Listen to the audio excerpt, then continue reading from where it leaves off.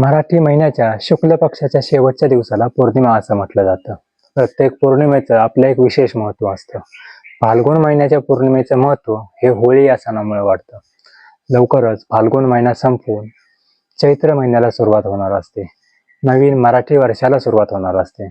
त्यामुळे आपसातील वैर संपवून बंधुभाव वाढवण्याची ही वेळ असते. या दिवशी बंधुभाव वाढण्यासाठी, नवीन उत्साह येण्यासाठी सर्वजण एकत्र येऊन हा सण अगदी आनंदाने साजरा करतात. सूर्यास्तानंतर गायीच्या शेणापासून बनवलेल्या गौऱ्या रचून त्यांची पूजा केली जाते. नंतर त्या गौऱ्यांची होळी पेटवली जाते.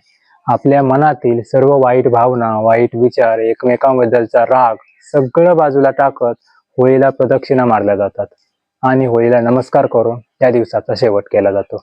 अशा या पवित्र होळीच्या आपल्या सर्वांना माऊली कृषी पर्यटनातर्फे हार्दिक शुभेच्छा. धन्यवाद माऊली.